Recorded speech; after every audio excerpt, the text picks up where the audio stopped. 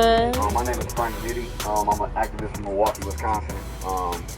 We were in Atlanta for some other things, but we were looking to figure out how to connect with the activists down here to protest and pretty much unite. We organize across the country. The police are organized nationally. So whenever y'all do something, they send in the National Guard, they send each other nationally. But when it happened in America, we so unorganized, we can't come to each other's aid. We don't even know when black people getting killed. In most of the cities they getting killed in. We hear about the story from time to time. We hear about Breonna Taylor, we hear about George Floyd, but every city got people getting killed in it, and they families ain't getting no justice. They families ain't even got people saying they brothers and sister names, they son names. You know how I feel to watch everybody on TV say something for George Floyd, and your loved one got murdered by the police, and you ain't got no way to get no help. You ain't got no activists in your city. The activists in your city kind of knew they don't know what they doing, and everybody watching y'all, and you just watching TV, and you wondering if you ever gonna get justice. We've been fighting for justice for too long. I tell a lot of people a lot of times, my grandkids ain't gonna be marching for the same my granddaddy marched for, and that's a fact. We out here all the time. We walked from Milwaukee, Wisconsin to Washington, D.C. a couple weeks ago. I don't know if y'all heard about that, but it was 750 miles that our group walked. So to respect to the sisters that spoke earlier, but we are our ancestors, all right? Because we gonna walk them 30 miles, but we not gonna stop. I know a lot of people that ain't gonna stop until we fucking get changed. This not a negotiation, this a demand. And I think that's where they got us stuck. They always think we finna negotiate with them. This is it. We gonna be here until we demand change till we get it. That's what we about. And if people ain't out here until they get change, if the numbers die down, you still gotta keep fighting. And for the white allies that y'all know and the white allies y'all got home, they gotta bring more white people, okay? Because they ain't gonna care nothing about y'all niggas marching down the street. I'm just telling y'all the truth. They care about voters. They care about how many different type of voters gonna be marching down the street. When you got diversity in your group and you got all these different groups and causes of people marching, then who the f is they working for? They ain't got no excuse for what they doing. I mean, I hate what's going on right now, especially with Breonna Taylor. I didn't expect no justice. I didn't expect them to give us justice. They ain't never gonna give us justice. I didn't fought for families in Milwaukee, Dontre Hamilton. I didn't fought for Jay Anderson family. I didn't fought for plenty families in Milwaukee. Right now, it's a cop named Joseph Mensah that killed 3 people in Milwaukee. One cop killed 3 people, still got his job. We finally got him suspended in 5 years, and he black. Think about that shit. And y'all probably never even heard of dude or heard of the names of the people. Jay Anderson, Antonio Gonzalez, Alvin Cole. 3 people. Dontre Hamilton was beat with a billy club. This lady called the police on him. The police came and said they couldn't do nothing. She called her police officer friend. He came and told him to move, and when he wouldn't move, of course he had mental health issues. You know they don't know how to deal with us when we got those. They beat him with a billy club. And he beat him with the billy club, so he grabbed the billy club, and when they grabbed the billy club, the police officer shot him 14 times. And he beat the case because they said he had a weapon when he grabbed the billy club. Serious? I ain't never seen justice out of no family I ever fought for in my motherfucking life.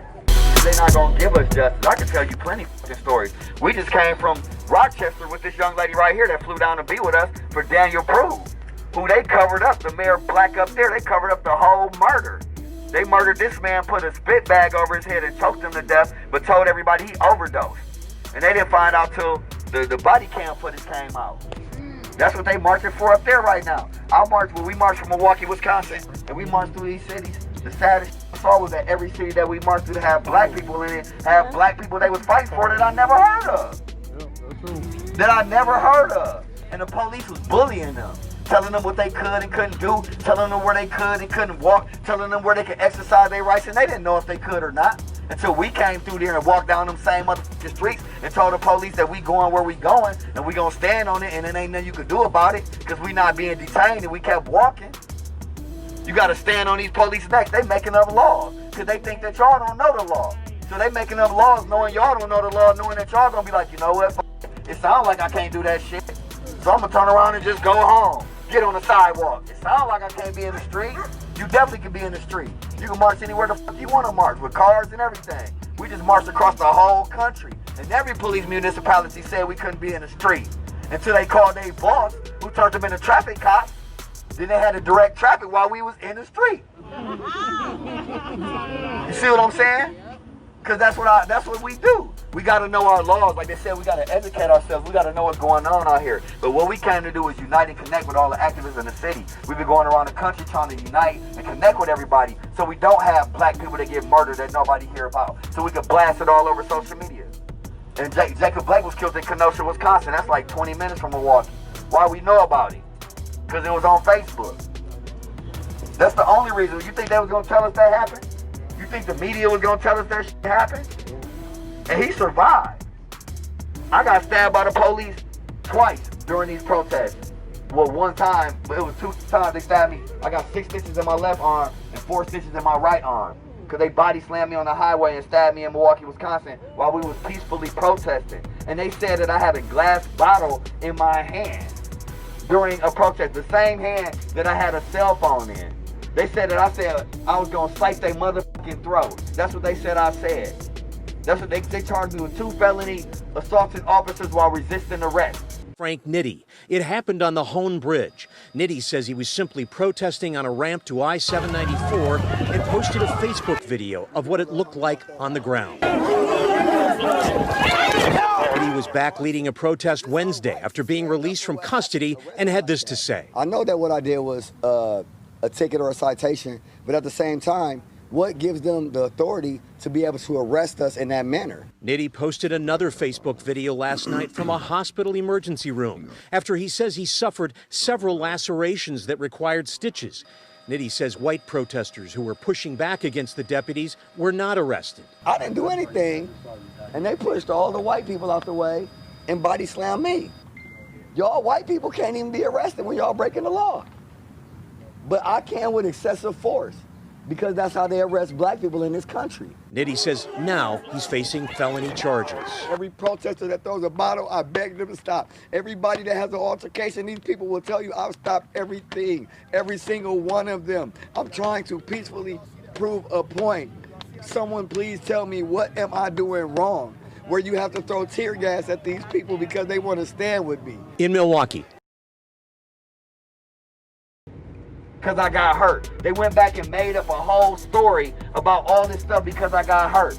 And I just got hurt. So what the f you don't think they're going to say when people get killed?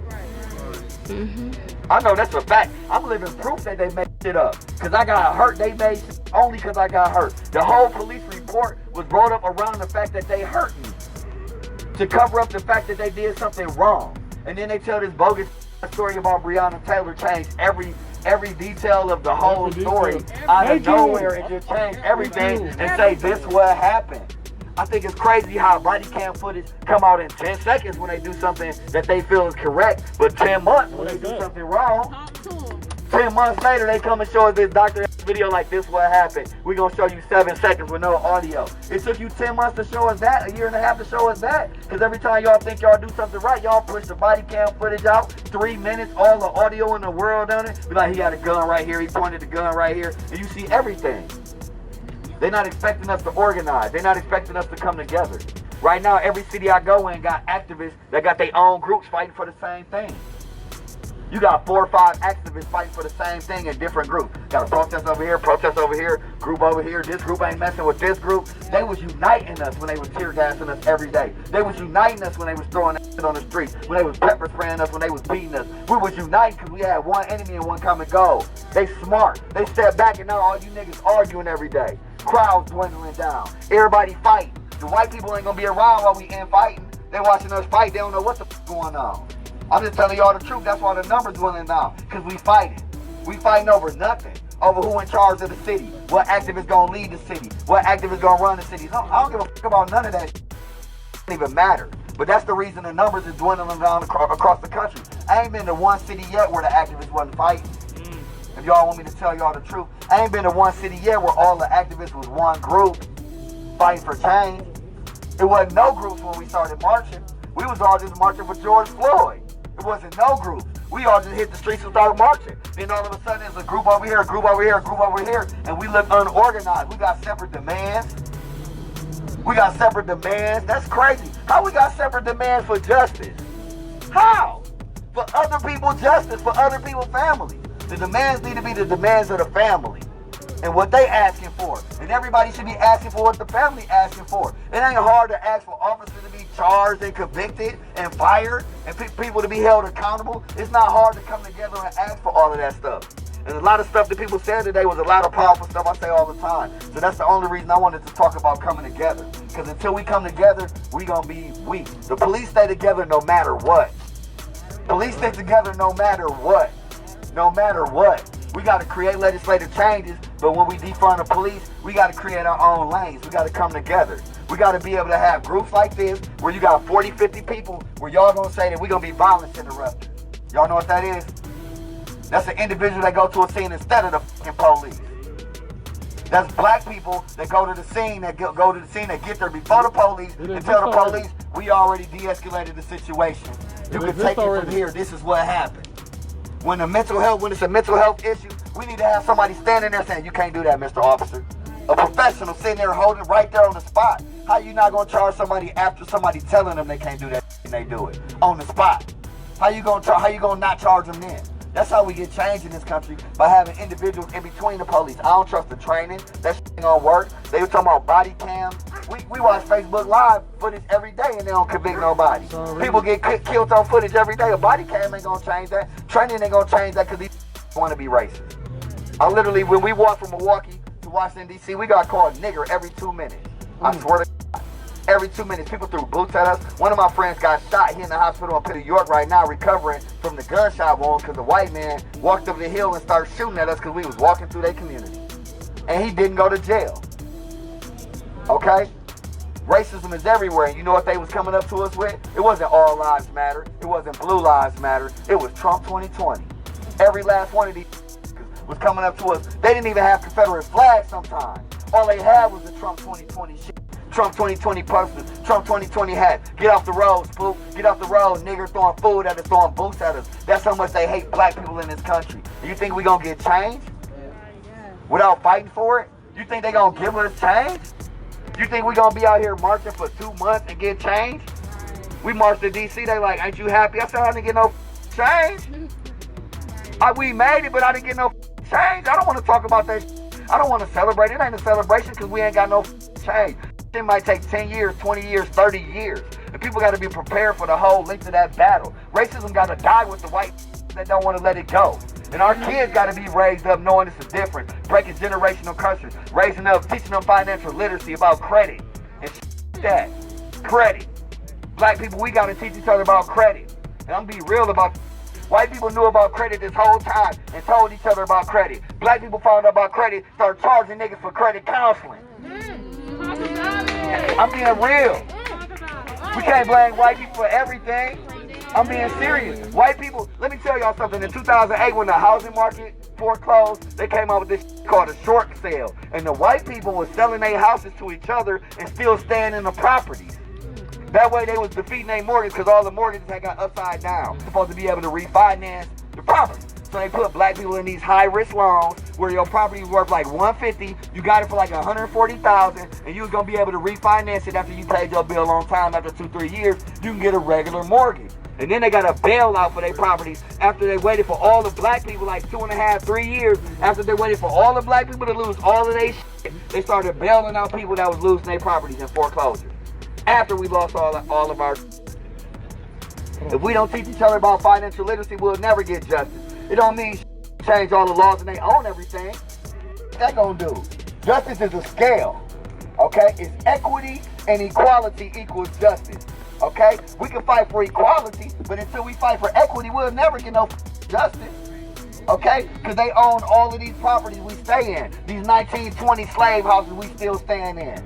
They done owned all these years. The whole world changed and we still living in the same slave houses from 100 years ago. Houses is 100 years old and we can buy energy at the store. You can buy energy right now.